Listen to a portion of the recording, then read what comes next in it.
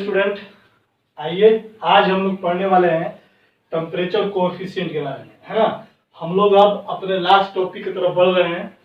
आज हम लोग का काम है कोलिजन थ्योरी को पढ़ जाने का टारगेट रखा हुआ है। अगर थोड़ा बहुत बचेगा तो आर्हेनियस इक्वेशन वाला पार्ट बचेगा, बाकी सब आज आपका खत्म हो जाएगा। हम लोग देखेंगे आज की क्लास में, है ना, कि टेम्परेचर कोएफिशिएंट क्या होता है। फिर इसके बाद पढ़ेंगे कोलिजन थ्योरी क्या होता है, कोलिजन के लिए क्या क्या रिक्वायरमेंट होता है, क्यों कोलिजन होता है, और हम लोग कुछ ग्राफ देखेंगे एक्टिवेशन एनर्जी का, है ना, कि किस तरह से एक्टिवेशन एनर्जी घटता है बढ़ता है, किस किस फैक्टर पे डिपेंड करता है। रिवर्सिबल रिएक्शन के लिए कैसा ग्राफ बनेगा, इंडोथर्मिक के लिए और एक्सोथर्मिक के लिए कैसा ग्राफ बनेगा, है ना। तो इसको जो है कंपटीशन सेक्शन में बहुत ही पूछता है ग्राफ से रिलेटेड क्वेश्चन, है ना। सारा चीज करेंगे हम लोग। चलिए स्टार्ट करते हैं। लिखेंगे हेडिंग डालिए टेम्परेचर कोएफिशिएंट। टेम्परेचर कोएफिशिएंट इसको हम लोग म्यू से रिप्रेजेंट करेंगे। किसे रिप्रेजेंट करेंगे बाबू? हम लोग इसको म्यू से रिप्रेजेंट करते हैं।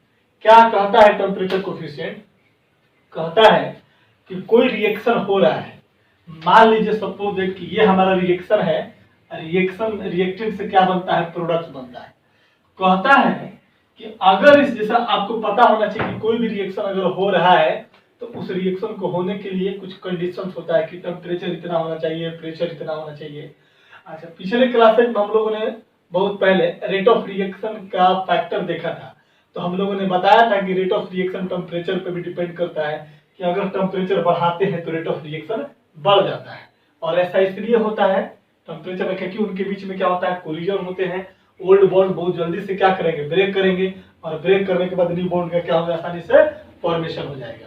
तो ये तमाम बातें हम लोग पहले डिस्कस कर चुके हैं, फिर एक बार डिस्कस किया जाएगा। तो टेम्परेचर कोएफिशिएंट यही बात बोलता है क्या, कि मान लीजिए कि ये कोई रिएक्टेंट है और ये रिएक्टेंट प्रोडक्ट में कन्वर्ट कर रहा है, और इसके लिए बोलता है कि टेम्परेचर जो है, मैंने मान लिया कि ये T1 टेम्परेचर है, तो इसका रेट जो है मान लीजिए कितना है, R1 है।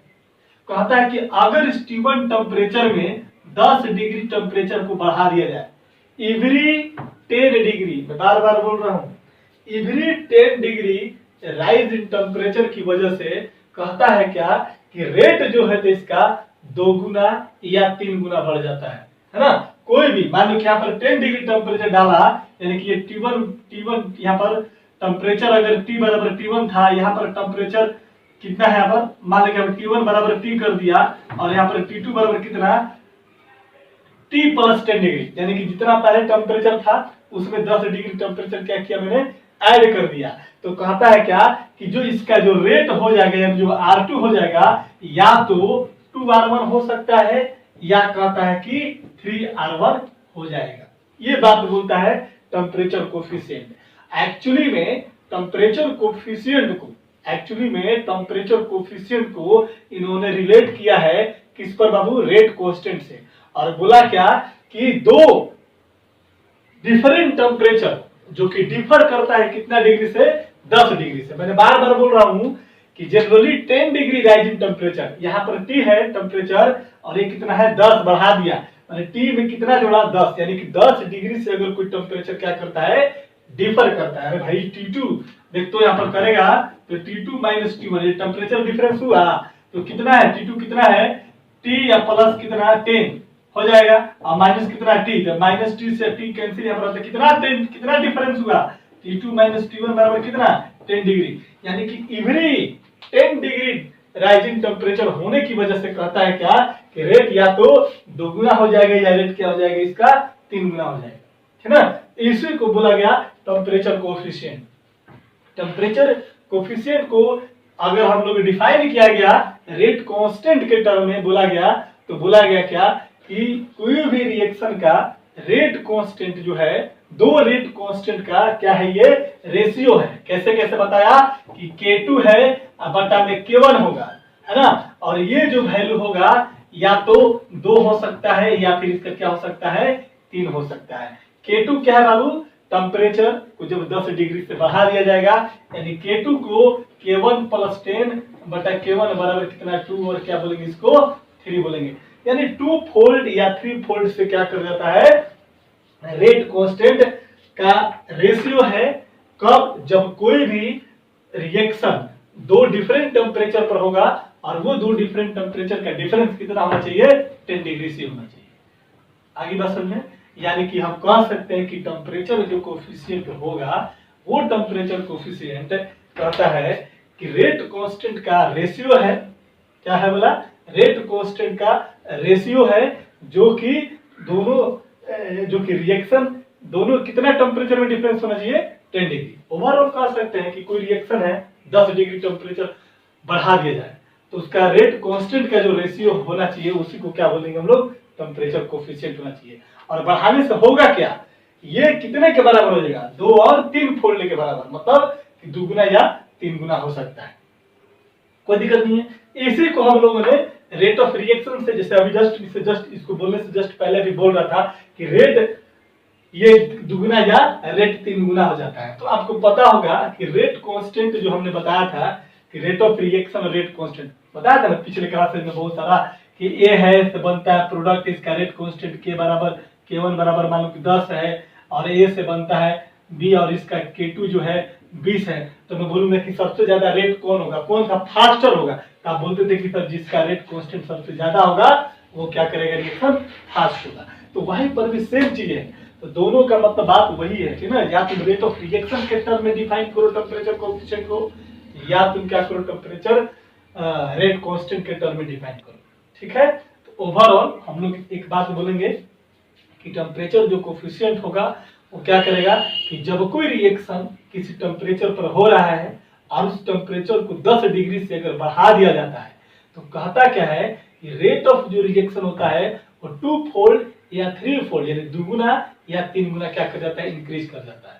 अब लड़का बोलेगा कि सर 2 गुना और 3 गुना में तो सर बहुत अंतर होता है, तो मिनिमम कितना से इंक्रीज करेगा, 2 से, और मैक्सिमम कितना से इंक्रीज करेगा, 3 टाइम्स से। ऐसा नहीं कि 10 डिग्री बढ़ा दिया तो 500 टाइम्स से बढ़ जाएगा, बिल्कुल नहीं।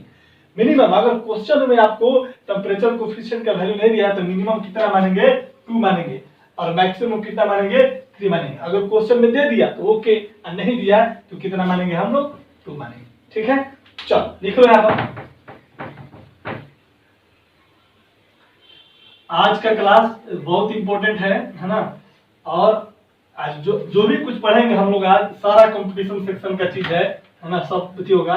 ऐसा नहीं कि उसको कंपटीशन का सेक्शन का बता दिए तो पढ़ना नहीं है, ऐसा नहीं, मैं समझ, बहुत इंपॉर्टेंट है। और बोर्ड में भी क्वेश्चन थ्योरेटिकल पूछता है, हमेशा बोलेगा क्या नहीं क्वेश्चन को ड्राइव कीजिए, है ना। ऑब्जेक्टिव क्वेश्चन बहुत निकल कर आता है। यहाँ पर देखेंगे टेम्परेचर कोएफिशिएंट की डेफिनेशन कि it is defined as the ratio of rate constant at 2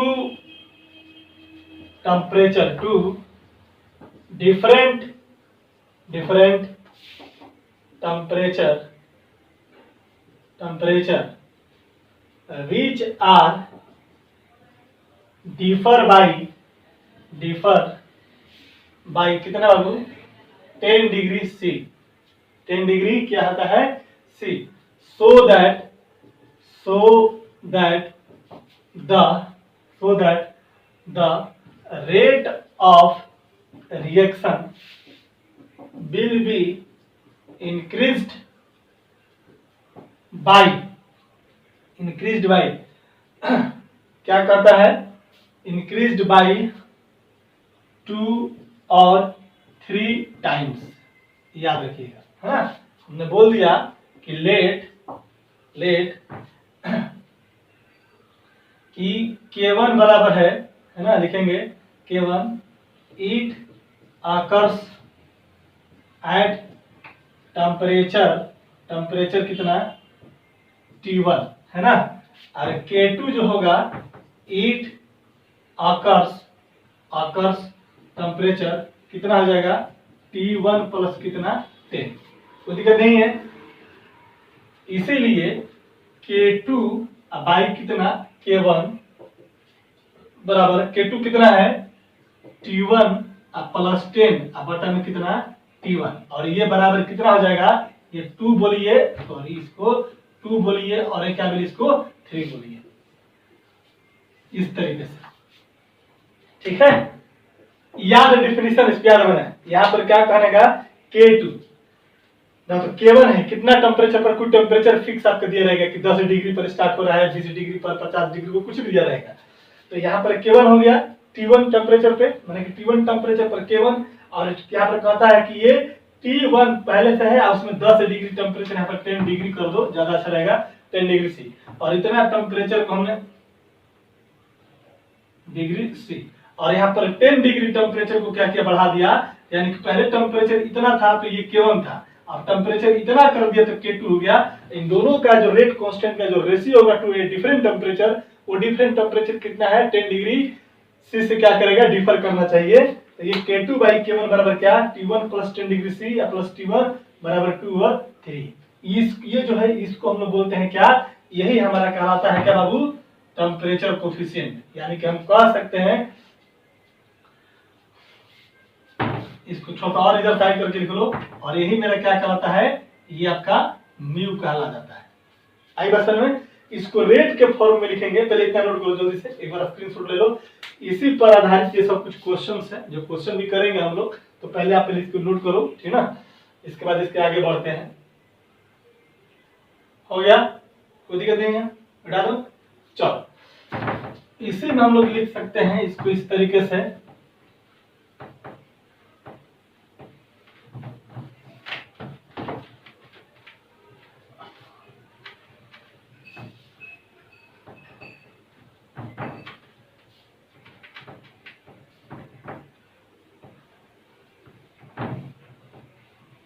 आप इसी को इसके नीचे ऐसे भी लिख सकते हो, लिखेंगे mu in form of rate of reaction, rate of reaction का फॉर्म लिखेगा तो R2 बटा कितना R1 बराबर कितना हो जाएगा, बोलते हो यहाँ पर R2 बराबर कितना R1 हो जाएगा, और ये कितना हो जाता है, ये म्यू। आई बसन में बोल सकते हैं, जैसे म्यू बराबर K2 बाई K1, तो म्यू बराबर R2 बटा R1 भी बोल सकते हैं, कोई दिक्कत नहीं है। और यहाँ पर कितना हो जाएगा, टेम्परेचर T1 प्लस कितना 10 बटा में कितना बाबू T1 हो जाएगा, और ये बराबर कितना लिख सकते हैं, इसको 2 और क्या लिख सकते हैं, 3 लिख सकते हैं, है ना। लिखेंगे इसके बाद है कि generally it is found that कि if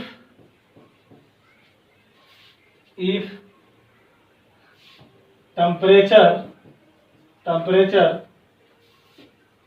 will be increased by 10 degree C, अगर 10 डिग्री सी से अगर टेम्परेचर को बढ़ा देते हैं, then the rate of reaction will be increased by 2 or 3 times, क्या कहेंगे 2 और 3 times, increased by 2 और 3 times, है ना। यानी कि हम लोग कह सकते हैं कि R2 बटा R1 बराबर म्यू, और ये टेम्परेचर बढ़ाएंगे तो कितना से बढ़ जाएगा, ये कहता है डेल्टा टी या बटा कितना कर देना 10। अब लड़का सब पूछेगा कि 10 से ही क्यों डिवाइड किया, 100 से 50 ले 10 ले 20 ले कुछ भी कर सकते थे, लेकिन नहीं करेंगे क्योंकि ये मेजरेबल है, कहां से कि इंक्रीज टेम्परेचर इंक्रीज बाई कितना से बाबू, इंक्रीज बाई 10 डिग्री सी, हमेशा हर 10 डिग्री राइट पर। जैसे मान लो कि 50 डिग्री है, 50 से 60 जैसे करेंगे तो रेट मतलब कि R1 है तो 50 से 60, 50 डिग्री पर अगर रेट आप R1 मेजर करो तो 60 डिग्री पर कितना हो जाएगा, 2 R1 हो जाएगा। 70 डिग्री सेल्सियस पे कितना हो जाएगा बताओ, फिर 2 गुना बढ़ जाएगा कि 4 गुना हो जाएगा। आई बात में, तो इस तरीके से क्या होता है, रेट मेरा वेरी करेगा। यानी तुम बोल सकते हैं इसको, अब जैसे हम लोग को R2 निकालना है, इसलिए R2 कितना इंक्रीज करेगा था, तो ये R1 हो जाएगा, और ये टेम्परेचर कोफिशिएंट म्यू हो जाएगा, और डेल्टा टी या बटा कितना हो जाएगा, टी हो जाएगा, कोई दिक्कत नहीं है। अब आपके सामने क्वेश्चन ये रहेगा कि सर ये डेल्टा टी क्या है, तो change in temperature, differ in temperature, और ये क्या है, सॉरी यहाँ पर 10 है, क्या है यहाँ पर 10 है, कोई बात नहीं है। म्यू क्या है आपका टेम्परेचर कोफिशिएंट है। क्वेश्चन में म्यू का वैल्यू दिया रहेगा और नहीं दिया रहेगा तो ये हम लोग मानेंगे कि म्यू का वैल्यू क्या हो सकता है, 2 हो सकता है या 3 हो सकता है। 3 कभी भी कंसीडर नहीं करना है, 2 ही कंसीडर करना है, क्योंकि ये मिनिमम में मेजर किया गया कि अगर हर हम 10 डिग्री बढ़ाते हैं तो 3 गुना हो चाहे नहीं हो, लेकिन एटलीस्ट 2 गुना जरूर इंक्रीज कर जाता है। इसीलिए बोलता है क्वेश्चन में कि अगर कोई टेम्परेचर कोफिशिएंट का वैल्यू आपको क्वेश्चन में नहीं मेंशन है तो आप म्यू की जगह क्या पुट करेंगे, 2 पुट करेंगे, है ना। अगर कोई टेम्परेचर का दिया नहीं है कि इतना डिग्री सेल्सियस पर टेम्परेचर कोई हो रहा है, क्वेश्चन में नहीं दिया है, तो मानेंगे 25 डिग्री सेल्सियस, क्योंकि नॉर्मल रूम टेम्परेचर कंसीडर करना पड़ेगा। आई बात समझ में? तो चलो, तो कोई भी क्वेश्चन पूछेगा डेल्टा टी क्या है, 10 क्या है, यहाँ पर जल्दी करो तो लिखो एक बार फिर से। हो गया, कोई दिक्कत नहीं है। चलो देखो,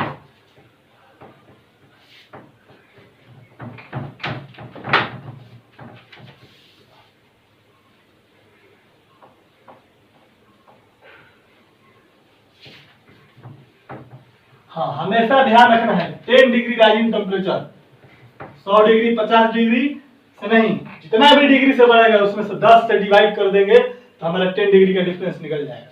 सही बात समझ में? यहाँ पर लिखेंगे, इस इक्वेशन के बाद लिखेगा, हम जो भी लिखे हैं उसके नीचे वेयर डेल्टा टी बराबर होता है टी फाइनल माइनस कितना, टी इनिशियल। फाइनल टेम्परेचर कितना बढ़ाया, कहां तक बढ़ाया और कहां से स्टार्ट हुआ था, ठीक है ना, कोई दिक्कत नहीं है। म्यू क्या है आपका टेम्परेचर कोफिशिएंट है, याद रहे, लिख लेंगे यहाँ पर कि if the value of mu is not given in any question then we consider mu equal to कितना, 2। याद रखना, म्यू 10 डिग्री राइजिंग टेम्परेचर से 2 गुना या 3 गुना बढ़ जाता है तो लड़का पूछेगा कि आप 2 गुना ही क्यों लिए, 3 गुना भी तो ले सकते थे। नहीं, 2 गुना देखा गया कि बहुत सारे केसेस में, जैसे कि 100 बार एक्सपेरिमेंट किया गया तो 100 में 90 बार ऐसा आया कि 2 गुना रेट इंक्रीज कर जाता है। इसीलिए ये मिनिमम है, कोई भी रिएक्शन का टेम्परेचर कोफिशिएंट जो है ये मिनिमम वैल्यू है। मैक्सिमम 3 हो सकता है, मैक्सिमम 4 हो सकता है, कुछ भी हो सकता है। जनरली कितना होता है, 2। लिखो यहाँ पर ऐसा है, the minimum value of temperature coefficient for any reaction कितना, म्यू इक्वल टू कितना, याद रखिएगा 2, है ना, इस चीज को ध्यान रखिएगा, ठीक है। चलिए, तो यहां पर था आपका टेम्परेचर कोफिशिएंट का डिफिनीशन, टेम्परेचर कोफिशिएंट का फॉर्मूला लिखवा दिया था। अभी फॉर्मूला क्या लिखवाया था मैंने, R2 बटा R1 बराबर कितना बाबू, म्यू के पावर कितना, डेल्टा टी बटा कितना, 10। ये फॉर्मूला था हम लोग के पास। अब इसी फॉर्मूला पे ये सारा क्वेश्चन हमारा बनेगा, ठीक है। तो जल्दी से नोट कर लो फटाफट, तब हम लोग आते हैं बारी बारी से न्यूमेरिकल पर। चलिए, हो गया, नोट करो, बढ़े आगे, वेरी गुड। चलिए देखते हैं, क्वेश्चन पूछा हुआ है बिहार बोर्ड ऑब्जेक्टिव में, कंपटीशन सेक्टर में, IPMT में पूछा हुआ क्वेश्चन, जेईई मेन में भी क्वेश्चन पूछा हुआ एक बार, है ना। चलिए क्या कहता है क्वेश्चन पर बात करेंगे हम लोग।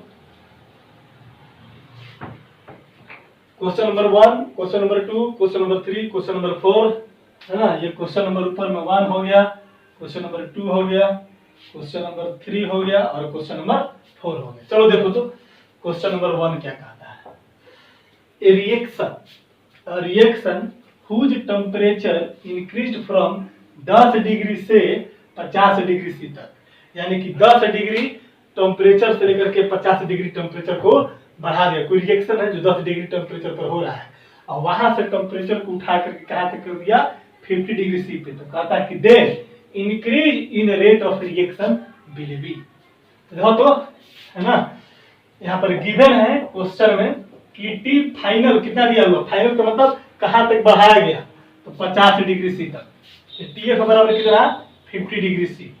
टी आई कितना है, टी आई की बात करेंगे तो टी आई कितना है, 10। यहाँ से शुरुआत है, इंक्रीजेज फ्रॉम इतना टू इतना, यानी टी आई का वैल्यू कितना, 10 डिग्री सी।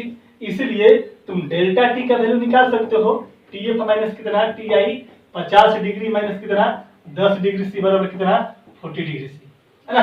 अब जरा देखो एक और बात, लड़का यहाँ पर बोलेगा क्या सर इसको केल्विन में चेंज नहीं कर सकते, केल्विन में चेंज करो या केल्विन में चेंज नहीं करो। चेंज जो होता है, ये चेंज जो होने वाला है, ये ऑलवेज क्या होता है, उतना ही इंक्रीज या उतना ही डिक्रीज होगा, है ना। तो जब भी अगर ऐसा है तो डेल्टी का जब भी वैल्यू निकालेंगे तो डिग्री में दिया हुआ तो डिग्री में कर सकते हैं, कोई फर्क नहीं पड़ेगा।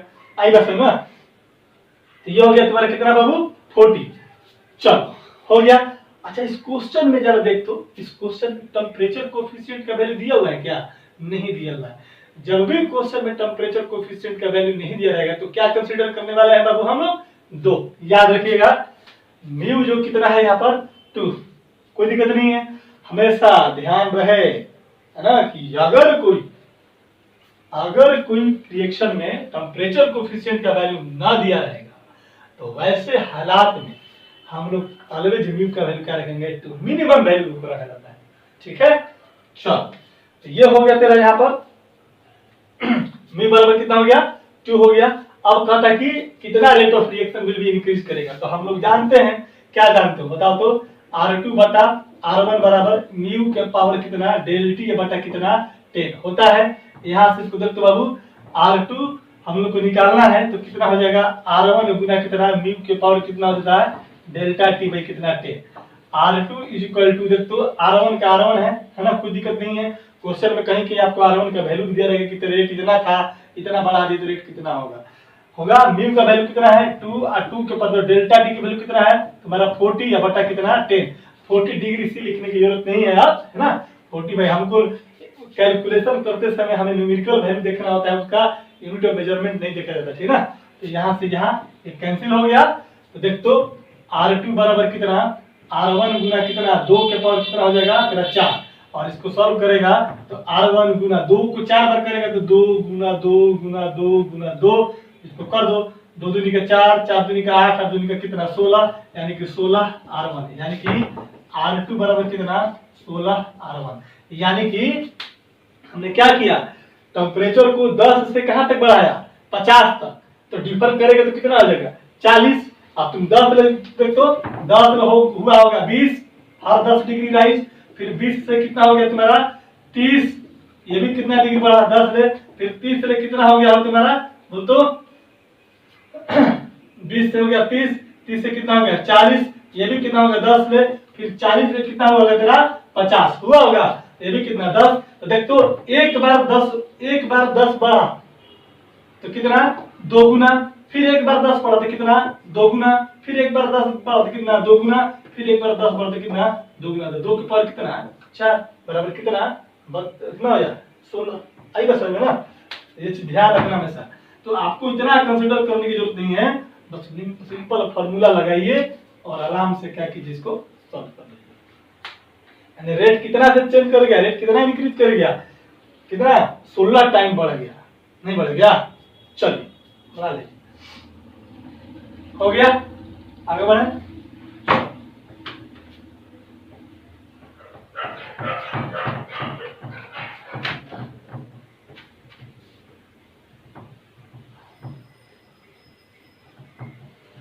नेक्स्ट हमारा है क्वेश्चन नंबर 2। जितना पूछा हुआ सब क्वेश्चन करवा देता हूं, है ना। कहता है कि if temperature of reaction will be increased from 10 degree C to 100 degree C. ये आईपीएमटी का क्वेश्चन है ना, पूछा हुआ क्वेश्चन। जेई मेन में भी क्वेश्चन पूछा हुआ है, सेम क्वेश्चन है। देखो जेई मेन का और नीट, जिसको हम लोग आईपीएमटी बोलते थे पहले, ये दोनों का एग्जाम सीबीएसई बोर्ड कंडक्ट करता है ना। तो जो आईपीएमटी में क्वेश्चन पूछता है सेम स्टैंडर्ड का क्वेश्चन आपका जेई नीट में पूछता है, मतलब कि जेई मेंस में पूछता है। आई बस ना, तो हमेशा दोनों एक दूसरे का क्या है रिलेटेड है, तो हमेशा जेई मेन और नीट कभी भी इसको इग्नोर नहीं करना है ना। If temperature of reaction will be increased from 10 degree C to कितना 100 डिग्री सी, कहते हैं then how many times rate of reaction will be increased, है ना, विल बी मतलब कितना होगा। सिंपल सा बात है, क्वेश्चन 2 में टी फाइनल कितना है 100, टी इनिशियल कितना है 10 डिग्री सी, यही है ना, इसलिए डेल्टा टी तुम्हारा हो जाएगा टी एफ माइनस कितना टी आई, यानी कि 100 डिग्री माइनस कितना 10 डिग्री बराबर कितना, ये तेरा 90 हो जाएगा। कोई दिक्कत नहीं है, कैलकुलेशन में डिग्री सेल्सियस छोड़ दिया है, इसमें डिग्री की जरूरत नहीं है, इसलिए अच्छा क्वेश्चन में म्यू का वैल्यू दिया हुआ क्या, नहीं दिया हुआ है ना, याद रखें म्यू का वैल्यू नहीं दिया हुआ है, तो म्यू क्या कंसीडर करेंगे 2, कोई दिक्कत नहीं है। चल इसलिए R2 बटा रेट पूछ रहा है R2 बटा R1, R2 बटा कितना बाबू R1 बराबर कितना आ जाएगा बोल तो, म्यू का पावर कितना हो जाएगा डेल टी बटा कितना 10, हमेशा फॉर्मूला एक बार जरूर लिखिएगा, R2 बराबर R1 कितना जाएगा R1 गुना कितना हो जाएगा म्यू के पावर डेल टी का वैल्यू कितना है 90 बटा कितना 10, ये कैंसिल हो जाएगा, यानी कि R1 गुना म्यू का वैल्यू कितना कंसीडर करना है हमको 2, है ना, तो 2 हो जाएगा, अब बटा में कितना हो जाएगा ऊपर उसका 9 हो जाएगा, और इसको सॉल्व कीजिएगा तो R1 गुना ये 512 आएगा, इसलिए R2 बराबर कितना 512 R1। कोई दिक्कत नहीं है। इधर देखो question number 3, if temperature of reaction increase from T1 to T2, कहता कि if temperature of reaction is increases from T1 temperature to T2 temperature, then the how much rate of reaction becomes, यानी कि TF आपका T2 है ना, T2 है, TI आपका T1 है ना, म्यू क्या कंसीडर करना है, इसमें नहीं दिया हुआ है तो 2 कंसीडर करना है, आपको पता ही है 2, और इसलिए R2 बटा कितना R1 बराबर कितना म्यू के पावर कितना डेल टी बटा कितना हो जाएगा 10 हो जाएगा ना, यहाँ से तुम डेल टी निकाल सकते हो, कितना हो जाएगा T2 माइनस कितना T1, लिख सकते हैं क्या इस चीज के लिए, तो यहाँ पर कितना आ जाएगा देख तो R2 बराबर कितना R1 गुना म्यू का वैल्यू कितना 2 और 2 का पावर डेल टी कितना हो जाएगा T2 माइनस T1 और बटा में कितना 10 हो गया, नहीं हो गया। चल जल्दी जल्दी करो फटाफट, हो गया, चल देखिए कुछ नहीं है, हम सिंपल चीजें हैं, ठीक है। देखते हो यहां पर क्वेश्चन नंबर 4, आइए, a reaction is carried out at 10 degree C, कोई रिएक्शन है जो 10 डिग्री सेल्सियस पर क्या है हो रहा है, ठीक ना, कहते हैं if temperature is increased by, समझे ना, इंक्रीज्ड बाय कितना 50 डिग्री सी, 10 डिग्री पर हो रहा है और 50 डिग्री से इंक्रीज करा देते हैं, माने कि इंक्रीज्ड बाय यानी कि डेल्टा टी का वैल्यू दिया हुआ कितना 50 डिग्री सी, लड़का कंफ्यूज कर जाता है कि 10 डिग्री है और 50 डिग्री है तो फाइनल माइनस इनिशियल कर देता है, गलत कर देता है। कोई रिएक्शन है पहले से 10 डिग्री पर हो रहा है ना, और कहता है कि टेम्परेचर को इंक्रीज्ड बाय कितना 50 डिग्री से, इंक्रीज्ड बाय का मतलब डेल्टा टी का वैल्यू आपका दिया हुआ है, फाइनल टेम्परेचर नहीं दिया हुआ है। आई बसन में यहाँ पर देखो कहीं पर भी increased from 10 to 50, increase from 10 to 100, मतलब increases from T1 to T2, ऐसे जो रहेगा तो TF माइनस TI, और यहाँ इंक्रीज बाय कह दिया, इसका मतलब है कि वो डेल्टा टी का यानी कि पूरा चेंज करके दे दिया आपका, ठीक है। कहता कि then how many times rate of reaction will be increase, और यहाँ पर क्वेश्चन नंबर 4 की करें तो डायरेक्ट डेल्टा टी कितना दे दिया तेरा 50 डिग्री सी, यानी क्या मानेंगे हम लोग कैलकुलेशन में 50 लेकर चलेंगे, ठीक है, दिक्कत नहीं है। अब रेट ऑफ रिएक्शन कहता है म्यू का वैल्यू कुछ नहीं देता, क्या क्या मानेंगे हम लोग 2 R2 बटा कितना R1 बराबर म्यू का पावर कितना डेल टी बटा कितना 10, यहाँ पर R2 बराबर R1 गुना कितना हो जाएगा म्यू के 2 का पावर डेल टी का वैल्यू कितना है 50 बटा कितना 10, ये कट जाएगा, यानी कि R1 बराबर R2 बराबर कितना हो जाएगा बाबू R1 इंटू कितना 2 to the power 5, और इसीलिए R2 बराबर कितना, इसको करोगे तो कितना हो जाएगा 32 R1 हो जाएगा। ये भी आपका AIPMT में हो चुका है ना। चलिए, तो यहां तक था आपका टेम्परेचर कोफिशिएंट से रिलेटेड था, है ना। टेम्परेचर कोफिशिएंट की बात हो रही थी, ठीक ना। इससे ज्यादा कुछ नहीं होता है, एक स्टार दे करके लिख लो यहाँ पर, लिख लीजिए कि if temperature is not mention in a given reaction then temperature consider कितना 25 डिग्री सेल्सियस। अगर क्वेश्चन में मान लो कि टेम्परेचर नहीं मेंशन दिया रहा है, जैसे कि यहाँ पर दिया हुआ है 10 डिग्री पर हो रहा है, 10 डिग्री पर हो रहा है, जो भी डिग्री पर, अगर टेम्परेचर नहीं दिया हुआ मेंशन तो कितना मानेंगे 25 डिग्री से, है ना। अगर नहीं दिया रहेगा तो और म्यू का वैल्यू अगर क्वेश्चन में नहीं दिया रहेगा तो कितना कंसीडर करेंगे बाबू हम लोग, उसको 2 कंसीडर करेंगे। क्वेश्चन में यह भी होता है कि टेम्परेचर कोफिशिएंट का वैल्यू दिया रहेगा कि म्यू बराबर इतना है तो उसका क्या होगा, ठीक है। चलो नोट कर लीजिए, इसको नोट कीजिए। चलिए आते हैं, अब हम लोग लिखेंगे, हेडिंग डाल दीजिए collision theory of chemical reaction. क्या होता है कोलिजन थ्योरी? अभी हम लोग पढ़ने वाले हैं कि रिएक्टेंट जो मॉलिक्यूल्स हैं वो आपस में कोलाइड करते हैं, और कोलिजन जब होता है तो कहता है उस कोलिजन का जो रिजल्ट है, कोलिजन जो होने की वजह से कहता है कि जो रिएक्टेंट है वो क्या होते हैं, प्रोडक्ट में कन्वर्ट कर जाते हैं।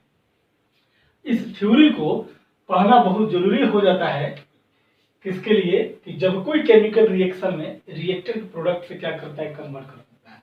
यानी कि कह सकते हैं कि ये भी एक प्रकार का मैकेनिज्म, रिएक्शन मैकेनिज्म का एक पार्ट है, जिसके अंतर्गत की रिएक्टेंट स्पेसीज के बीच में, रिएक्टेंट मॉलिक्यूल के बीच में कोलिजन होना जरूरी है। कहता है क्या कि इस थ्योरी को देने वाले जो साइंटिस्ट था उनका नाम है ट्राउट, मैक्स ट्राउट है, और एक होता है विलियम लेविस है। क्या है? विलियम लेविस है। देखते हैं पहले यहाँ पर कि this theory was given by Max Trout, Max Trout and William Lewis. ये दो साइंटिस्ट हैं और दोनों साइंटिस्ट ने मिल करके ये कोलिजन थ्योरी को दिया गया है, ठीक ना। कहता है क्या कोलिजन थ्योरी में सबसे बड़ी बात, ये दोनों मिलकर क्या करते हैं कि कोई भी रिएक्शन को अगर प्रोसीड करना है, कोई केमिकल रिएक्शन अगर हो रहा है तो उस केमिकल रिएक्शन को होने के लिए कोलिजन का होना बहुत जरूरी है, ठीक है। लिखेंगे कि for any reaction to be occur, लिखेंगे according to this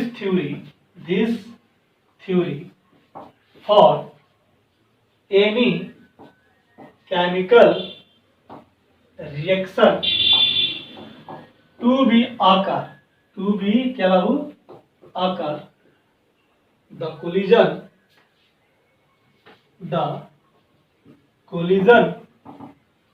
between the reactant molecule must be,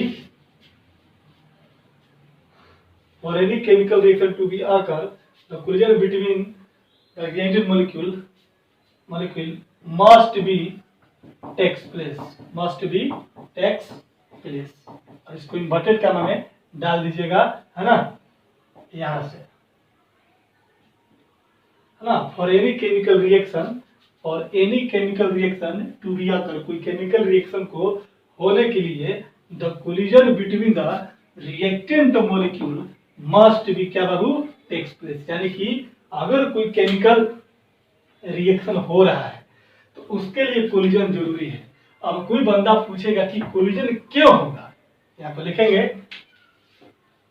Y collision occurs during any reaction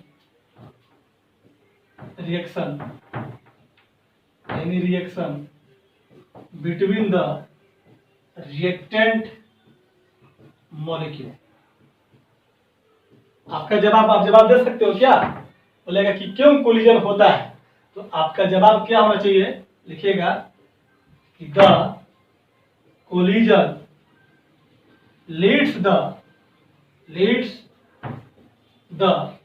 breaking of old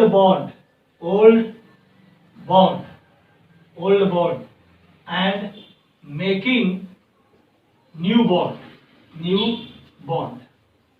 ठीक है, इसी के लिए लिखिएगा दिस इज, ऐसे लिखो, इट, फिर से it leads the conversion of reactant into क्या बाबू? प्रोडक्ट। आई बात समझ में? कोई आपसे जैसे क्वेश्चन पूछेगा कि कोलिजन ठीक है, मैक्स ट्राउज और विलियम लेविस ने बोला कि कोई रिएक्शन अगर हो रहा है तो उनके रिएक्टेंट और मॉलिक्यूल के बीच में कोलिजन होना जरूरी है। कोई आपसे क्वेश्चन ये पूछ देगा कि कोलिजन होना क्यों जरूरी है, तो बताइएगा कि कोलिजन होने की वजह से क्या होता है कि जो भी रिएक्टेंट मॉलिक्यूल में जो ओल्ड बॉन्ड प्रेजेंट है, वो ओल्ड बॉन्ड क्या करता है? पहले ब्रेक करता है और फिर जाके नया बॉन्ड का फॉर्मेशन करता है, जिसकी वजह से reactant leads the conversion of reactant to product, जिसकी वजह से रिएक्टेंट किस में कन्वर्ट कर जाता है? प्रोडक्ट में। तभी तो रिएक्शन होगा भाई। कोई रिएक्शन हो रहा है मान लीजिए, और रिएक्शन हो रहा है और प्रोडक्ट बन ही नहीं रहा, तो रिएक्शन हो चाहे नहीं, उससे क्या मतलब है? कोई मतलब नहीं है। तो रिएक्टेंट को प्रोडक्ट में कन्वर्ट करने के लिए कोलिजन जरूरी है, और कोलिजन क्या करता है कि बॉन्ड को क्या करता है? तोड़ता है। जैसे यहाँ पर अगर फिगर के द्वारा दिखाना चाहूँ, कोशिश करूंगा, तो जैसे देखो, जैसे मान लो कि यहाँ पर तेरे पास ए है, प्लस क्या है? बी है और बी है, और यहाँ गया तो क्या बना? ए बी बन गया, और प्लस क्या बना? ए बी बन गया। तो ये हमारा A2 मॉलिक्यूल, इसको बोल सकते हैं, ये हमारा B2 मॉलिक्यूल बोल सकते हैं, दो को भी है तो B2 बोल सकते हैं। तो इनके बीच में ये जो बॉन्ड है, ये सब क्या है? ओल्ड बॉन्ड है। क्या है? ओल्ड बॉन्ड है, जो रिएक्टेंट मॉलिक्यूल में जो बॉन्ड प्रेजेंट है। और ये जब आपस में दोनों कोलाइड कर जाएगा तो एक ए और बी के बीच में नया बॉन्ड बनता है, तो ये मेरा कहलाएगा प्रोडक्ट और ये सब मेरा कहलाएगा रिएक्टेंट। तो रिएक्शन के दौरान होता क्या है? कोलिजन। तो कोलिजन होने के बाद क्या होता है? इनके बीच का बॉन्ड टूटा, इनके बॉन्ड का बॉन्ड टूटा, फिर इनके और बी के नया बॉन्ड क्या किया? फॉर्म किया, ए बी और क्या? A B. तो किसी भी केमिकल रिएक्शन में रिएक्टेंट को प्रोडक्ट में कन्वर्ट करने के लिए कोलिजन होना बहुत जरूरी है। क्यों जरूरी है? क्योंकि इनके बीच में बॉन्ड को टूटेगा, कोलिजन होगा तो क्या करेगा? बॉन्ड टूटेगा, और बॉन्ड टूटेगा तभी तो नया बॉन्ड फॉर्म करेगा। नोट कर लीजिए, हो गया? चलो, अब बात है कि सर कोलिजन अगर हो रहा है तो कोलिजन के लिए क्या क्या कंडीशन है, कोलिजन होने के लिए क्या चाहिए, है ना? ये चीज देखेंगे। तो नोट करो यहां पर। हो गया? डन? चलिए,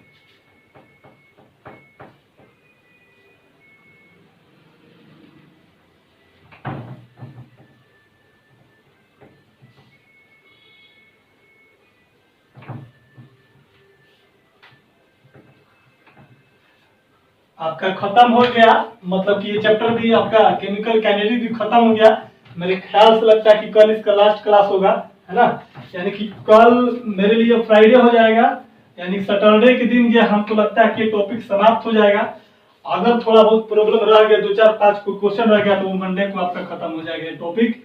यानी कि मंडे इसका लास्ट डेट है बेचारा का खत्म होने का, है ना? अब बाकी अब आपके ऊपर डिपेंड करता है कि आपने खत्म किया कि नहीं किया इसको।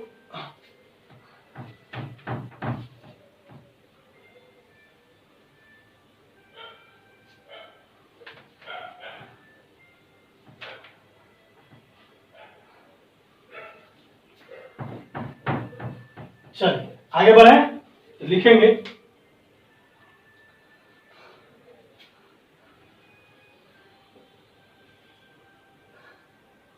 कंडीशन, अच्छा यहाँ पर एक ऐसे कर लो, पहले टाइप्स ऑफ कोलिजन पढ़ लेते हैं, इसके बाद हम बात करेंगे। लिखेंगे टाइप्स ऑफ कोलिजन।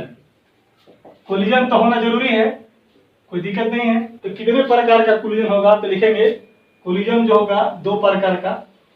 कोलिजन जो होंगे ये दो प्रकार का।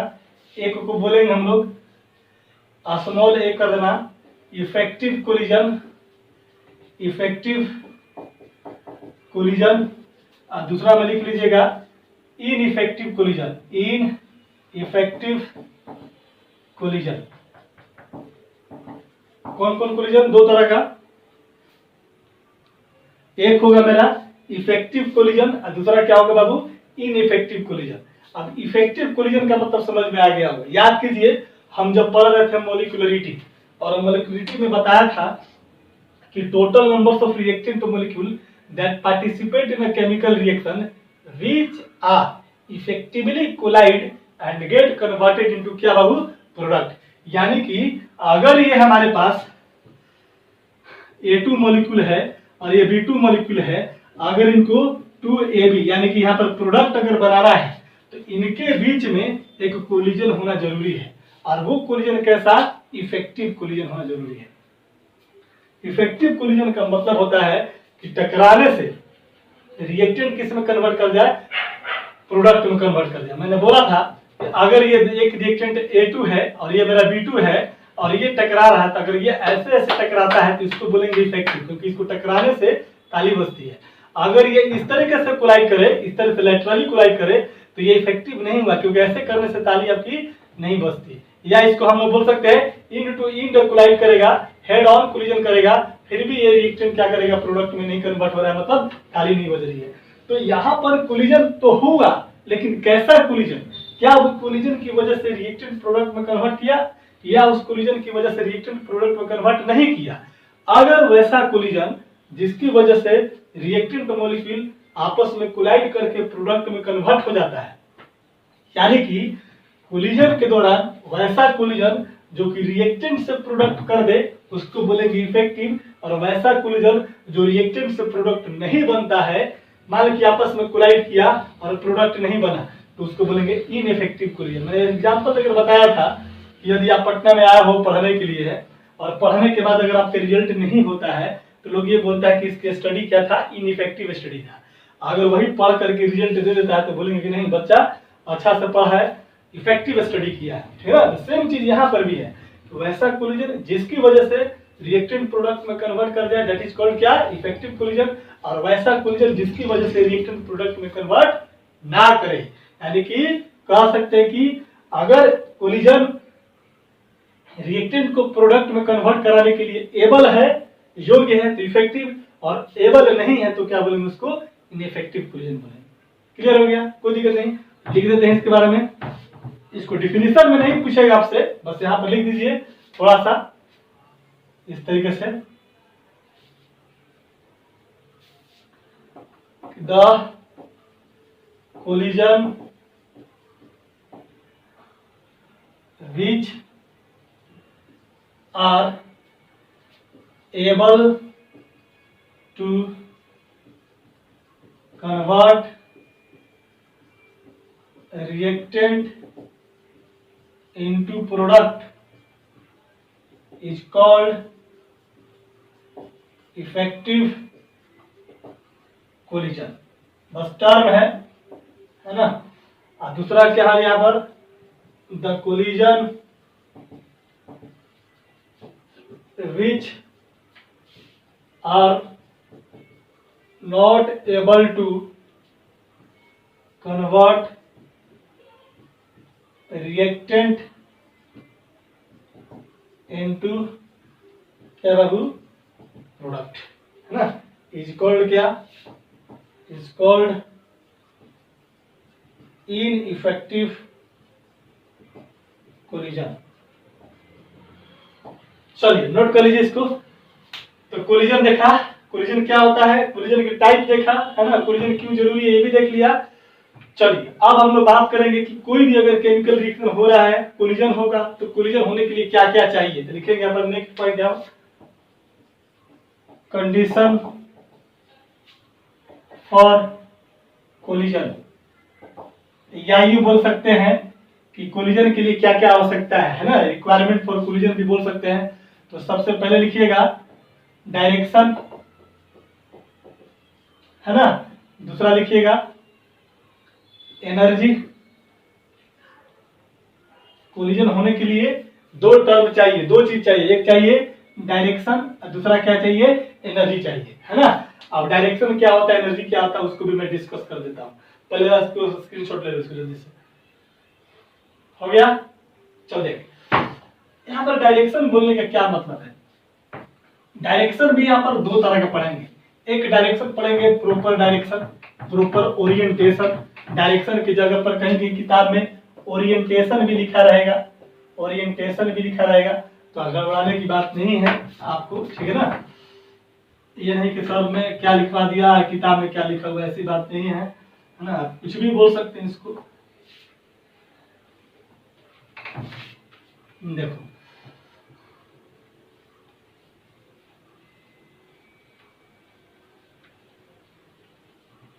देखिए यहाँ पर कहने का मतलब क्या है कि जैसे मान लीजिए सपोज है कि यहाँ पर जैसे मान लीजिए तेरे सामने A2 है, ठीक है, और यहाँ पर क्या तेरे B2 मॉलिक्यूल है, इधर रिएक्टेंट मॉलिक्यूल है। मान ले कि मैं अगर ये बोलूं कि A2 इधर की तरफ जा रहा है, ठीक है, और B2 इधर की तरफ जा रहा है, तो क्या ये दोनों आपस में कभी भी कोलाइड करेगा, बताओ, करेगा। रिएक्शन है तो क्या यहाँ पर तुम्हारा प्रोडक्ट कोई बनेगा, प्रोडक्ट कोई नहीं बनेगा। कारण क्योंकि इनके बीच में कोलिजन हुआ ही नहीं। जब कोलिजन होगा नहीं तो इनके बीच का बॉन्ड टूटेगा क्या, नहीं टूटेगा। इनके बीच का बॉन्ड टूटेगा क्या, नहीं टूटेगा। आई भाई समझे, मतलब क्या है कि डायरेक्शन भी अफेक्ट कर रहा है कोलिजन होने के लिए, है ना। अभी इसको जाना इधर, मान लो कि ये सामने से कोई बंदा मेरी तरफ आ रहा है और कंडीशन ये है कि हम दोनों को आपस में टकराना है, ठीक है। अब वो उधर से आ रहा है और मैं इधर निकल जाऊं तो क्या आपस में कभी टकरा पाएंगे, नहीं टकरा पाएंगे। तो अगर वो उधर से आ रहा है और मैं अगर उसकी तरफ इधर से बढ़ूं तो हम लोगों के बीच में क्या हो सकता है, कोलिजन होगा। और दैट कोलिजन इज कॉल्ड क्या, collision occurs in proper direction, proper orientation which leads the क्या, इफेक्टिव कोलिजन, ठीक है ना। वैसे कोलिजन जो क्या करेगा, प्रभावी कोलिजन होगा, प्रभावी टक्कर होगा, जिसकी वजह से बॉन्ड टूटेंगे और रिएक्टेंट प्रोडक्ट में कन्वर्ट करेंगे। ये कंडीशन हो गया। दूसरा कंडीशन देखते हैं, यहाँ पर बोल सकते हैं, यहाँ पर A2 है, ये इधर जा रहा है ना, और यहाँ पर तेरा B2 है, ये इधर आ रहा है, बिल्कुल कोलाइड कर जाएगा, नहीं करेगा, बिल्कुल बीचों बीच ठीक इस तरीके से। किस तरह से, ये वाला, ये रिएक्टेंट A2, ये रिएक्टेंट B2, अब ऐसे दोनों जाएगा, ऐसे हम कोलाइड किया प्रॉपर डायरेक्शन में। अब मान लो कि ये इधर से जा रहा है और ये क्या कर रहा है कि इधर जा रहा है, मान लो कि इधर आ जाए, इधर जा रहा है, तो कोलाइड करेगा, नहीं कोलाइड करेगा, इस तरीके से, ठीक है। तो ये चीज होता है। तो डायरेक्शन भी इफेक्ट करेगा आपको। और डायरेक्शन में क्या बात बोलेंगे, डायरेक्शन समझ में आ गया, कोई दिक्कत नहीं है कि अगर प्रॉपर ओरिएंटेशन या प्रॉपर पार्टिकुलर डायरेक्शन अगर नहीं होगा तो रिएक्टेंट मॉलिक्यूल बढ़िया से टकराएगा नहीं, बढ़िया से नहीं टकराएगा तो प्रोडक्ट में नहीं कन्वर्ट करेगा। अगर ये प्रॉपर ओरिएंटेशन है, पार्टिकुलर डायरेक्शन होगा तो इनके बीच में इफेक्टिव कोलिजन होगा, और जब भी इफेक्टिव कोलिजन होगा तो ये रिएक्टेंट प्रोडक्ट में कन्वर्ट कर जाएंगे। क्लियर होगी बात, कोई दिक्कत नहीं। चलिए, ये तो डायरेक्शन की बात होगी। अब मान लो कि दो मॉलिक्यूल को आपस में लड़ना है, टकराना है, इनके ओल्ड बॉन्ड को ब्रेक करना है, उसके लिए क्या चाहिए, एनर्जी चाहिए। अगर एनर्जी नहीं रहेगा, मान लो सपोज है कि दो बहुत वीक आदमी हैं, दोनों आपस में लड़ने की कोशिश कर रहा है ना, कि हम लोग को लड़ना है, और उनके अंदर एनर्जी है ही नहीं, तो क्या वो लड़ पाएंगे, इफेक्टिवली लड़ पाएंगे। एक जाएगा एकदम लूज पूछ होते हुए करते हुए जाएगा, उधर से भी है करते हुए आएगा, दूसरे एक दूसरे देखिए कि क्या करेगा, पहले में टकराने से पहले सूझ जाएगा सब। क्यों, क्योंकि उनके पास एनर्जी नहीं है। तो इनको टक्कर लेने के लिए भी क्या चाहिए भाई, बिल्कुल एनर्जी चाहिए, तभी टकरा सकता है ना। और एक प्रॉपर एनर्जी, मतलब इफेक्टिव एनर्जी चाहिए, जिसकी वजह से नहीं हम टकराना है तो टकराना है। ये नहीं कि मूड बना कर गए और साइड ले लिए, वैसे टक्कर नहीं, है ना। एकदम कंप्लीट मतलब एनर्जी होनी चाहिए उसको टक्कर लगाने के लिए, ठीक है। तो दो चीजें, कोलिजन अगर होगा तो उसके लिए प्रॉपर ओरिएंटेशन चाहिए और एक क्या चाहिए, एक एनर्जी चाहिए, ठीक है। लिख लेंगे यहाँ पर, लिखेंगे यहाँ पर ए कर दो, यहाँ पर ए कर दो, इसको बी कर दो, यहाँ पर है ना, ऐसे कर दो, ए भी करने की जरूरत नहीं है। यहाँ पर लिखो, यहाँ पर प्रॉपर डायरेक्शन, है ना, लिखे ना कि proper direction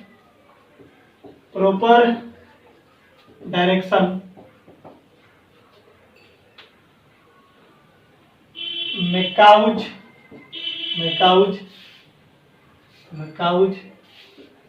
effective collision. Proper direction क्या करेगा, काउज करेगा इफेक्टिव कोलिजन होने के लिए, है, and get reactant convert into क्या, प्रोडक्ट। आई बात समझ में? इसका डायरेक्शन दिखा देना तुम। देखो यहाँ पर हमने बना दिया, मान लो कि यहाँ पर ए है और यहाँ पर भी क्या है, ए है, A2 हो गया, इसको दिखा दिया। एटम स्फेरिकल होता है इस तरीके से, है ना, और यहाँ पर दिखा दिया हमने B है और ये भी क्या है बाबू, ये भी आपका क्या है, B है, ठीक है, कोई दिक्कत नहीं है। अब देखो ये इधर से जा रहा है, मतलब कि ये इधर से जा रहा है और ये इधर से जा रहा है, मतलब कि ये इधर से आ रहा है, इस तरह से टक्कर करेगा, है ना। फिर इसके बाद का जो कंडीशन होगा, एक दूसरे के करीब आ जाएगा इस तरह से, यहाँ पर ए बी और क्या हो जाएगा, बी, कोई दिक्कत नहीं है। और फिर यहां से क्या हो जाएगा, ए बी और क्या हो जाएगा, बी बन जाएगा। देखो यहां पर दोनों पार्टनर क्या है, एक साथ है, यहां पर भी दोनों बी पार्टनर क्या है, एक साथ है ना।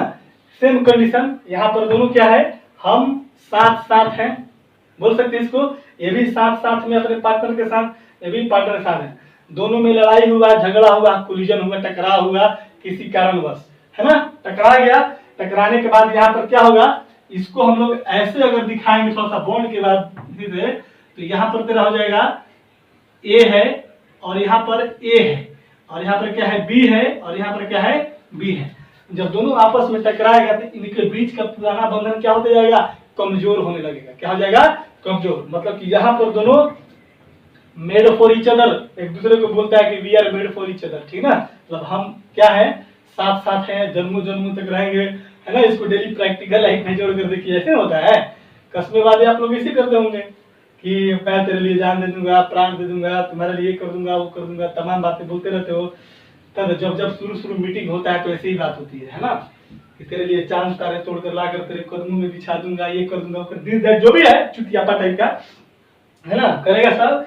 यहाँ पर क्या होगा, सेम प्रोसेस वहां पर, जैसे कि आप लोग के लाइफ में होता है, जो आप लोग कर रहे हैं अभी, है ना, करते होंगे भी, कर भी रहे होंगे, अभी भी कर रहे होंगे, पढ़ते समय भी मैसेज आता होगा इधर से उधर से, है ना।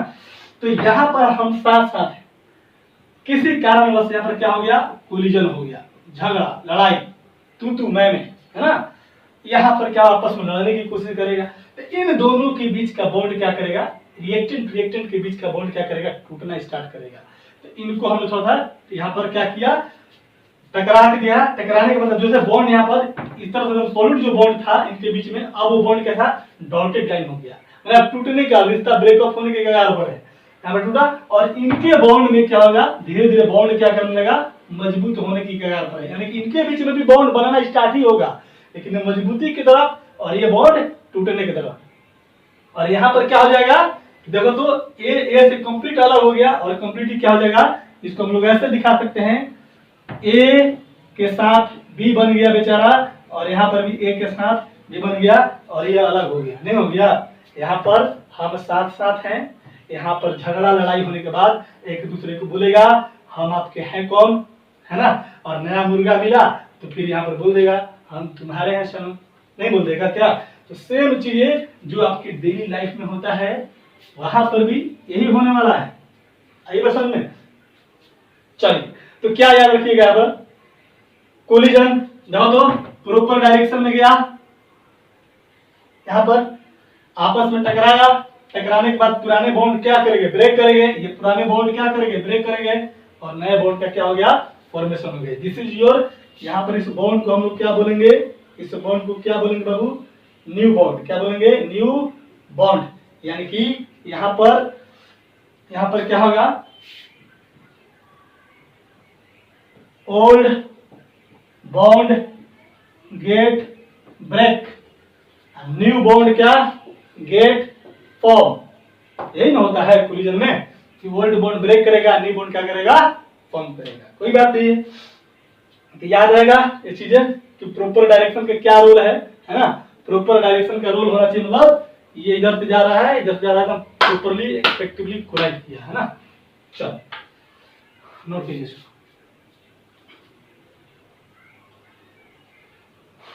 आगे बढ़े। चल यहीं पर लिख लीजिएगा improper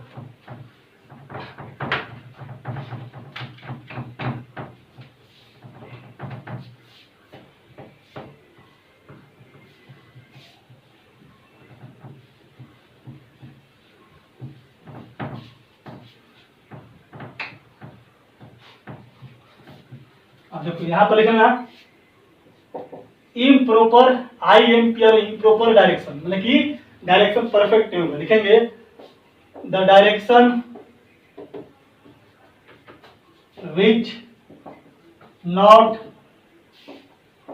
cause effective collision, effective collision,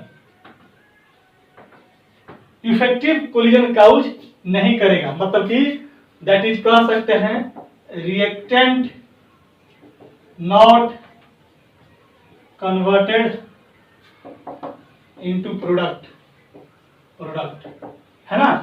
तो इस तरह से डायरेक्शन को, जैसे मान लो यहाँ पर A2 है, अब बार बार बनाऊंगा, A2 है, मान लो कि ये इधर की तरफ जा रहा है, और यहाँ पर मेरा B2 है, और ये मान लो कि इधर की तरफ आ रहा है, तो कभी टक्कर मारेगा नहीं। अब मारेगा भी तो क्या होगा, लेटरली मार सकता है, नहीं मार सकता है, मतलब कुछ इधर से ये ऐसे जा रहा है, फिर ये ऐसे आ जाएगा, तो हो सकता है कि इसको यहाँ पर आने में, इसको यहाँ पर आने में ये लेटरली कोलाइड करेगा। जैसे कि मैंने बोला कि ये हमारा हाथ है, एक पंजा, ये पंजा अब इधर जा रहा है, ये इसके फेस टू फेस नहीं जाकर के ये लेटरल साइड में जा रहा है, यहाँ से कोलिजन तो हुआ, लेकिन कभी वो प्रोडक्ट में कन्वर्ट नहीं होने वाला है।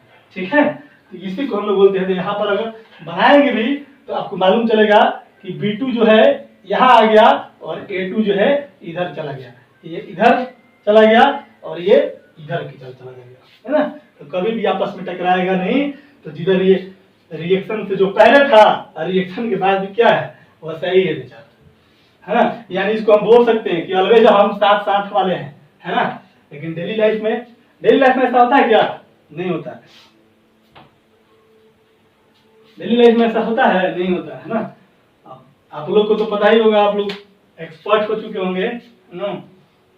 आजकल का बच्चा सब 4G है ना, 4G जनरेशन का है, तो स्पीड बहुत ज्यादा है उन लोग का, है ना, ब्रेकअप पैचअप करने का। तो ये हमारे डेली लाइफ में होता नहीं। हाँ, ये डेली लाइफ में हमारा होता था प्रैक्टिकल इनकम आज से कम 20 साल पहले, है ना। जब हमारे मम्मी पापा जो लोग होते थे उनके बीच में जो रिलेशनशिप होता था, ये इस तरह का रिलेशन होता है ना, हम साथ साथ हमेशा के लिए। अभी तो पल भर के लिए रिलेशन बनता है, 2 घंटे के लिए रिलेशन, 4 घंटे के लिए, 10 घंटे के लिए, 2 महीने के लिए, 6 महीने के लिए, इसके बाद कहानी खत्म। मैक्सिमम गया तो 6 महीने। खैर मैं उसकी बात नहीं कर रहा हूं, मेरे को बात करनी है यहाँ पर, अपने टॉपिक की बात करनी है। तो हम लोगों ने डायरेक्शन देख लिया कि प्रॉपर डायरेक्शन क्या होता है, इम्प्रॉपर डायरेक्शन क्या होता है। प्रॉपर डायरेक्शन होगा तो इफेक्टिव कोलिजन होगा, इफेक्टिव कोलिजन होगा तो रिएक्टेंट प्रोडक्ट में कन्वर्ट करेगा। अगर प्रॉपर डायरेक्शन नहीं है, इम्प्रॉपर डायरेक्शन है, तो कभी भी इफेक्टिव कोलिजन नहीं होगा, इफेक्टिव कोलिजन नहीं होगा तो रिएक्टेंट प्रोडक्ट में कन्वर्ट नहीं करेंगे। चलिए नोट कीजिए इसको।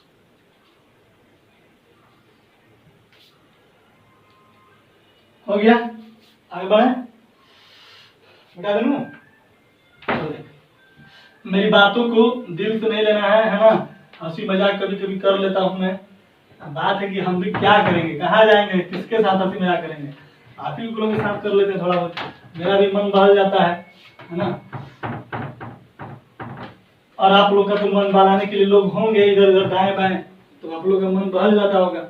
अब मेरे पास तो मन बहलाने के लिए आप ही लोग है ना।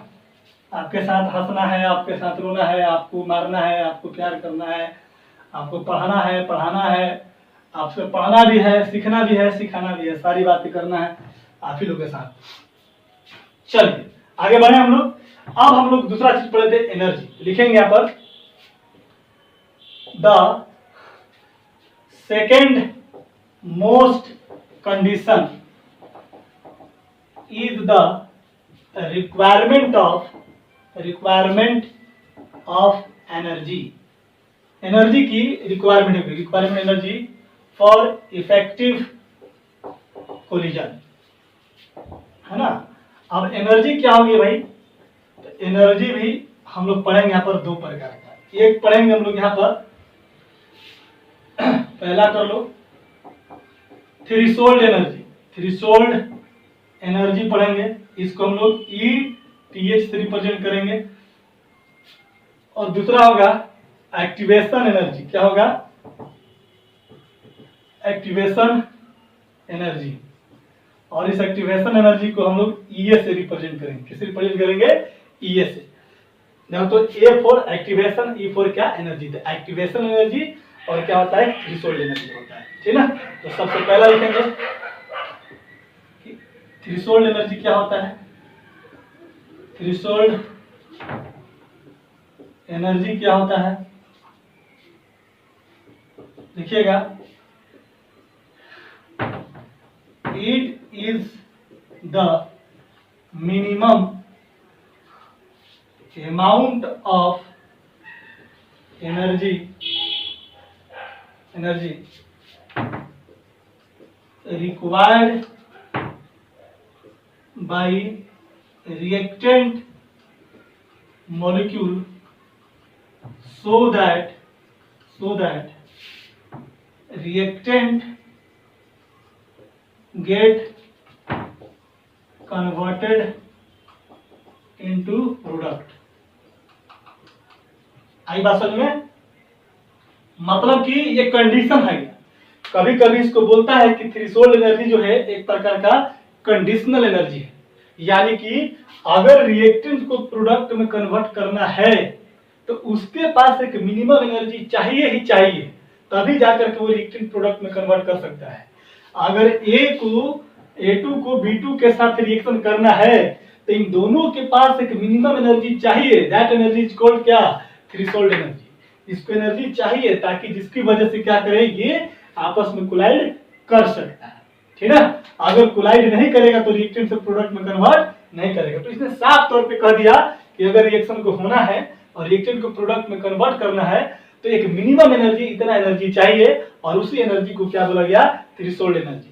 तो इसके डेफिनेशन से आपको नहीं ऐसा लगता है कि अगर रिएक्टेंट मॉलिक्यूल को कोलाइड करना है तो उसके लिए भाई एक जरूरी चीज हो गया कितना एनर्जी चाहिए, यानी कंडीशन डाल दिया कितना एनर्जी रहेगा तभी वो कोलाइड करेगा और वो रिएक्टेंट प्रोडक्ट में कन्वर्ट कर सकता है। तो कभी कभी यहाँ पर लिख लीजिएगा इसके नीचे में कि इट इज, देखो मैं यहाँ पर लिख देता हूं, है ना, जगह मेरे पास नहीं है नीचे, है ना,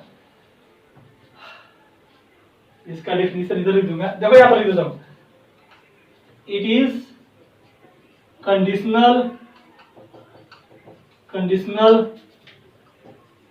अमाउंट ऑफ एनर्जी, ठीक है ना, बोल सकते हैं it is the conditional amount of energy required by किसके द्वारा बाबू, रिएक्टेंट मॉलिक्यूल के द्वारा, so that reactant gate converted into क्या, प्रोडक्ट। और दूसरा क्या होता है, एक्टिवेशन एनर्जी। इसको भी देख लेते हैं, यहां पर ले लेते हैं, यहां पर डेफिनेशन इसका, यहां पर देखो इसका डेफिनेशन में एक्टिवेशन, आप अपना पहले इसको लिखेगा फिर उसके नीचे में आप ऐसे लिखेगा, ठीक है ना। इसके बारे में क्या बोलता है, कहता है कि एक्टिवेशन एनर्जी क्या होता है। जैसे मान लो एक्टिवेशन का मतलब क्या होता है, उसको एक्टिव करना। जो पहले जिसके पास एनर्जी है और इनएक्टिव है तो उसको एक्टिव करने के, जैसे कि मान लीजिए कि अब जैसे मैंने कभी बहुत बार एग्जांपल दिया होगा, जैसे मान लो कि आप पढ़ाई लिखाई करते हो और पढ़ते कभी सुस्त हो गए, आपके पास एनर्जी है और पढ़ने की इच्छा है, अब बोलते ना मूड खराब है, आज पढ़ने का मन नहीं कर रहा है, चलो कहीं घूम के आते हैं, कहीं मूवी देख करके आते हैं, या कभी मोटिवेशनल स्पीच सुनते हैं और अपने आप को एनर्जेटिक फील करते, करे ये कर लिया तो मैं भी करूंगा, कुछ उदाहरण देख लिया अपने समाज में, इंस्पायरेशन हो गया आप किसी की वजह से। तो वही कहता है कि एक्टिवेशन एनर्जी कहता है कि it is the minimum extra amount of energy. Extra मतलब क्या हो गया कि जिसके पास, जैसे मान लो कोई रिएक्टेंट का मॉलिक्यूल है, उसके पास कुछ अपना एनर्जी है और उसको रिएक्टेंट में प्रोडक्ट को कन्वर्ट नहीं कर रहा, उसके लिए क्या कहेगा एक्टिवेशन एनर्जी, मतलब कि थोड़ा सा एनर्जी और दे दिया तो वो एक्टिव हो गया और एक्टिव होकर के रिएक्टेंट से क्या हो गया, प्रोडक्ट में कन्वर्ट करेगा। तो ये the minimum amount of energy, और इसको बोलिए the minimum extra amount of energy, यानी कि जो उसके पास कोई भी रिएक्टेंट मॉलिक्यूल के पास एक अपना पोटेंशियल एनर्जी होता है, कोई भी रिएक्टेंट मॉलिक्यूल किसी भी पार्टिकल के पास एक अपना मिनिमम से मिनिमम पोटेंशियल एनर्जी होता है, जिसकी वजह से वो अपने आप को स्टेबिलिटी फील करता है। हर इंसान के पास, आपके पास, मेरे पास, लिविंग नॉन लिविंग, सबके पास एक पोटेंशियल एनर्जी है, मिनिमम पोटेंशियल एनर्जी, है ना।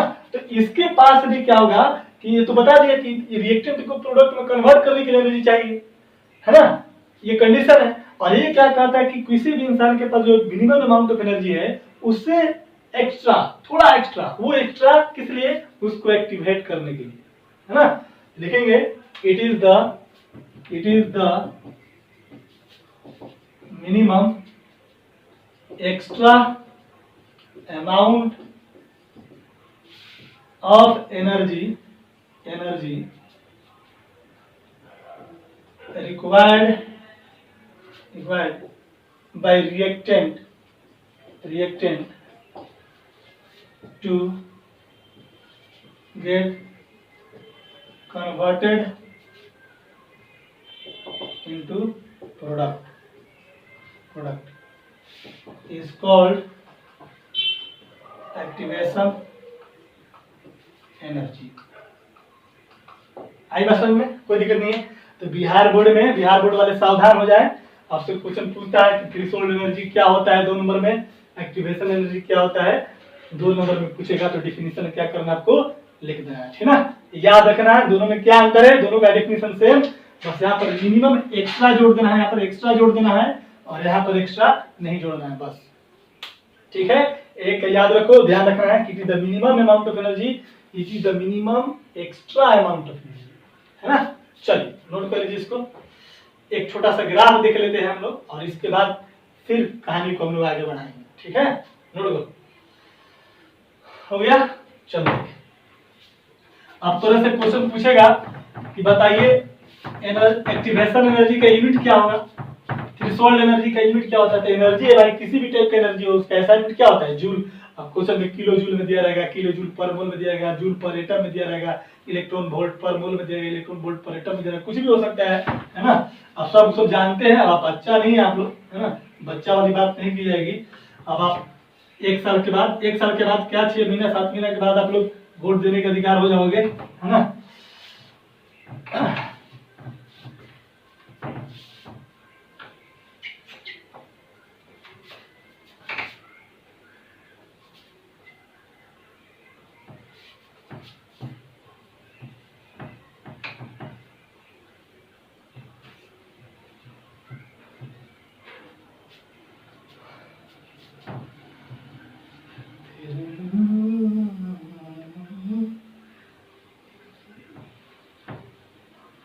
चलिए एक नॉर्मल सा ग्राफ देखते हैं पहले हम लोग, है ना।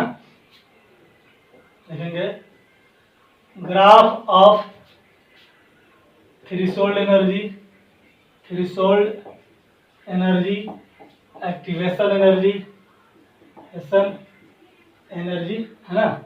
तो देख लीजिए क्या क्या हमने ग्राफ के माध्यम से क्या है, थ्रेशोल्ड एनर्जी क्या होता है, क्या रिएक्टेंट का पोटेंशियल एनर्जी, इस तरह से, है ना। देखो यहाँ पर मैं दिखा देता हूँ,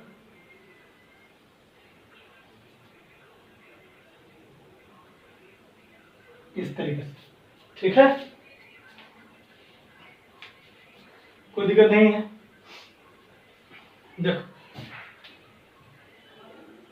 ये हो गया तेरे पास, इस पॉइंट पर हमने बोला यार कोई रिएक्टेंट है, क्या है, कोई आर है, आर फॉर रिएक्टेंट, और यहां से लेकर के यहां के बीच में जो एनर्जी होता है वो एनर्जी ऑफ रिएक्टेंट होता है। क्या होता है, इसको हम लोग बोलते हैं एनर्जी ऑफ रिएक्टेंट, जिसको हम लोग पोटेंशियल एनर्जी के नाम से बोलेंगे। क्या बोलेंगे, पोटेंशियल एनर्जी।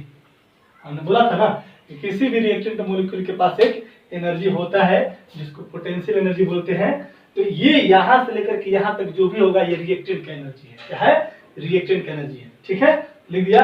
और इसको हमने क्या लिखा है ना, एच आर बोल दिया। क्या बोल दिया, एनर्जी ऑफ रिएक्टेंट बोल दिया। समझना है बात को, क्या बोल दिया हमने, आर फॉर रिएक्टेंट और एच क्या है, एनर्जी। एच मतलब हीट हो गया। जब भी केमिस्ट्री में एनर्जी की बात करेंगे तो वो हीट एनर्जी बोला जाता है, ठीक ना, इसलिए हीट। आप ER भी लिख सकते हैं, कोई फर्क पड़ने वाला नहीं है, ठीक ना। HR हो गया। अब यहां से देखो, यहां से लेकर के इस पोजीशन तक, समझना बात को बढ़िया से। इस पॉइंट तक हमने क्या किया कि यहां से नीचे से लेकर के यहां तक इस पॉइंट तक, तो इतना भी यहां से लेकर यहां तक रिएक्टेंट का एनर्जी है, अपना पोटेंशियल एनर्जी है, कोई दिक्कत नहीं है।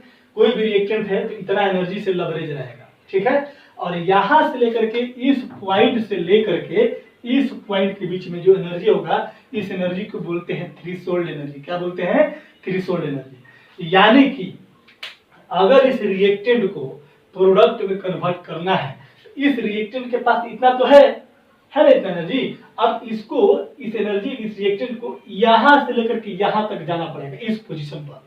जैसे ही इस पोजीशन पर चल जाएगा तब इसके आगे इधर जैसे आएगा वो प्रोडक्ट बन जाएगा। यानी कि सिर्फ इतना एनर्जी से ये रिएक्टेंट कभी भी प्रोडक्ट में कन्वर्ट नहीं कर सकता है। यानी कि इस रिएक्टेंट को प्रोडक्ट में कन्वर्ट करना है तो इसको एनर्जी देना पड़ेगा, और ये एनर्जी लेकर के कहा जाएगा, यहां तक जाएगा, तब जाकर के प्रोडक्ट में कन्वर्ट करेगा, ठीक ना। तो यहां से इसको एनर्जी दिया तो ये चला गया इस पोजीशन तक, और इस पोजीशन को हम लोग बोलते हैं EA, एक्टिवेशन एनर्जी। क्या बोलते हैं इसको, एक्टिवेशन एनर्जी। यहां से लेकर के यहां तक को इसको बोलेंगे क्या बाबू हम लोग, थ्रेशोल्ड एनर्जी। क्या बोलेंगे, ETH। याद रखना, EA for activation, ITH for energy, threshold energy. यानी कि ये ग्राफ बोलता है कि अगर कोई रिएक्टेंट है तो उस रिएक्टेंट को यहां से लेकर के यहां तक सफर करना पड़ेगा, तब ये रिएक्टेंट प्रोडक्ट में कन्वर्ट होगा। अब ये इतना एनर्जी में से इतना रिएक्टेंट के पास अपना है, तो रिएक्टेंट को कितना एनर्जी देना पड़ेगा, इतना देना पड़ेगा, इतना एनर्जी लगाना पड़ेगा। अब इतना एनर्जी मिल जाएगा तो चल जाएगा। कभी कभी ऐसा भी होता है कि ये रिएक्टेंट यहां से आपके पास एनर्जी है, लवरेज है पूरा, तो चल जाता है, नहीं तो इसको एक्टिवेशन एनर्जी की जरूरत पड़ती है। अब यहां से इसको क्या किया, मैंने उठाया, एक्स्ट्रा एनर्जी दिया, इतना तो इसके पास है। इसके अलावा इसको हमने यहां से यहां तक पहुंचाने के लिए एक्टिवेशन एनर्जी दिया, और जैसे ही ये रिएक्टेंट यहां पर जाएगा और फिर ये रिएक्टेंट यहां से आकर के यहां पर क्या बना देगा, आपका प्रोडक्ट बना देगा। आगे बस में कोई दिक्कत नहीं है, यहां पर बना गया प्रोडक्ट। अब देखो, इस पोजीशन को बोलते हैं ट्रांजिशन स्टेट। क्या बोलते हैं, ट्रांजिशन स्टेट बोलते हैं।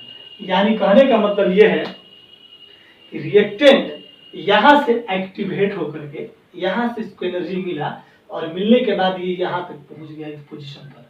अब यहां पर गया तो यहां पर वही वाली बात हो जाएगी, पुराने बॉन्ड अब टूटने के कगार पर है और नए बॉन्ड फॉर्म होने के कगार पर है। इस स्टेट को बोला जाता है ट्रांजिशन स्टेट, या इसको बोलते हैं एक्टिवेटेड कॉम्प्लेक्स भी बोलते हैं। क्या बोलते हैं बाबू, एक्टिवेटेड कॉम्प्लेक्स बोलते हैं।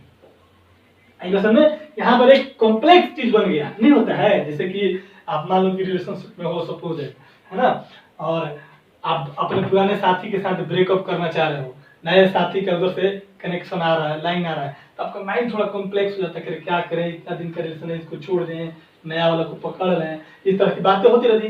तो आपकी जो समस्या है वो काफी कॉम्प्लेक्स हो जाता है। सेम चीज यहाँ पर भी होता है, इतना एनर्जी है, कोई इसको लगा दिया, आग लगा दिया, चलो चलो चलो वहां पर जाओ, उसके साथ जाओ, बड़ा मजा आएगा। तो यहाँ से एनर्जी मिला इसको, बेचारा एनर्जी गया यहाँ तक। अब यहाँ पर जाने के बाद बेचारा सोच रहा है अपना, है ना, क्या करें, प्रोडक्ट नया बनाए, नया पार्टनर के साथ जाए कि पुराने वाले के साथ रहे, एकदम कॉम्प्लेक्स पोजीशन में आ जाएगा। बॉन्ड बेचारे का टूट रहा है, कोई नया बॉन्ड बनाने के लिए बेचैन है, और यहाँ पर आने के बाद ये प्रोडक्ट बन गया। अब यहाँ पर जैसे ही नया नया ये ज्वाइन किया होगा, समझिए, जैसे ही पुराना बॉन्ड को तोड़ दिया, अब नया बॉन्ड बना लिया, तो जैसे नया जब रिलेशन बनता है तो यहाँ पर बहुत कंफ्यूजन टाइप का रहता है। यहाँ पर जाने के बाद भी वो अनस्टेबल फील करता है कि मेरे दोस्त क्या बोलेंगे, मेरे साथी लोग क्या बोलेगा, मेरा मजाक उड़ाएगा कॉलेज में, क्लास में, कोचिंग में, तब क्या करें क्या नहीं करें। तो फिर धीरे धीरे यहाँ से जैसे जैसे टाइम बीतता जाएगा, धीरे धीरे धीरे एनर्जी उसकी कम होती जाएगी, एनर्जी कम होती जाएगी। तो जैसे जैसे एनर्जी कम होगा वैसे वैसे उसकी स्टेबिलिटी बढ़ते जाएगी, है ना। अब शुरुआत में कुछ दिन तो लोग बोलेंगे, जिनको बोलना है क्या रे नया काम कर दिया, ये कर लिया, वो कर लिया, ऐसा वैसा बोलता है। लेकिन कुछ दिन के बाद लोगों का बोलना शांत हो जाएंगे, फिर वो अपने लाइफ में एंजॉय करेगा, पुराना छूट गया, जहाँ था वहाँ खत्म कहानी, और ये किस में कन्वर्ट हो गया, प्रोडक्ट में कन्वर्ट हो गया। तो यहां से लेकर के और यहां तक की दूरी जो होगा, इसको हम लोग बोलते हैं क्या, एनर्जी ऑफ, क्या बोलते हैं, प्रोडक्ट। यहां से लेकर के यहां तक क्या बोलते हैं, प्रोडक्ट का एनर्जी। क्या बोलेंगे बाबू यहाँ पर जो होगा, this is called your energy of, यहाँ पर एचपी बोल देता हूं, कोई दिक्कत नहीं है। यहाँ पर क्या हो जाएगा, एचपी, यानी कि एनर्जी ऑफ प्रोडक्ट हो गया। आई बात समझ में, क्लियर हो गया कि नहीं, हुआ क्लियर। यहाँ रिएक्टेंट का इंटरनल एनर्जी, पोटेंशियल एनर्जी, यहां से इसको दिया, यहां से लेकर के यहाँ तक थ्रेशोल्ड एनर्जी हो गया। कंडीशन दे दिया कि भाई आपको जाना है तो इतना बैरियर पार करना पड़ेगा, यहाँ से ये ऊपर नहीं जा रहा, तो फिर इसको हमने एक्टिवेट किया, इसको मोटिवेट किया, करने के बाद फिर ये गया इस पोजीशन पे गया, कोलिजन का रिजल्ट यहाँ मिलेगा, नया बॉन्ड बनेगा, पुराना बॉन्ड टूटेगा। इस स्टेट को बोलते हैं ट्रांजिशन स्टेट या एक्टिवेटेड कॉम्प्लेक्स फॉर्मेशन स्टेट बोलते हैं। फिर यहाँ से यहाँ आ गया प्रोडक्ट, आते आते यहाँ पर स्टेबल है। आप प्रोडक्ट यहाँ पर भी लिख सकते हैं, कोई दिक्कत नहीं है, लेकिन यहाँ पर ज्यादा स्टेबल नहीं होगा। क्यों? क्योंकि यहाँ पर एनर्जी लेवल क्या है, ज्यादा है। जिसकी एनर्जी ज्यादा उसकी स्टेबिलिटी क्या होती है, कम होती है। तो यहाँ पर क्या होगा, मोर अनस्टेबल फील करेगा, और जैसे जैसे एनर्जी कम होते जाएगा वहां पर स्टेबिलिटी उसकी बढ़ते जाएगी। ये कुछ जरूरी नहीं कि यहीं पर, ये कभी कभी होता भी है, ये नीचे भी यहाँ पर भी आ जाता है। दिखाऊंगा आगे, जब इंडोथर्मिक एक्सोथर्मिक कराऊंगा तो कराऊंगा, टेंशन नहीं है।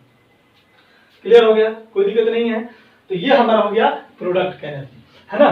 तो अब अगर आपसे कोई क्वेश्चन पूछेगा कि इतना रिएक्टेंट का एनर्जी, इतना प्रोडक्ट का एनर्जी, तो चेंज इन एनर्जी क्या होता है, तो यहाँ पर लिखना है पर, इसीलिए डेल्टा एच में यहाँ पर लिख देता हूं, इस ग्राफ को देते हुए, अकॉर्डिंग टू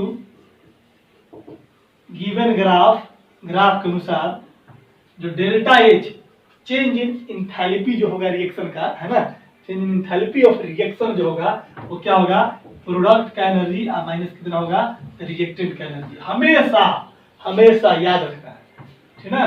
क्या होगा, प्रोडक्ट का एनर्जी माइनस इसका एनर्जी। एचपी क्या है, energy of product, energy of product, है ना।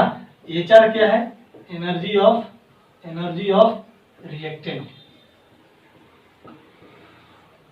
आई बस में कोई दिक्कत नहीं।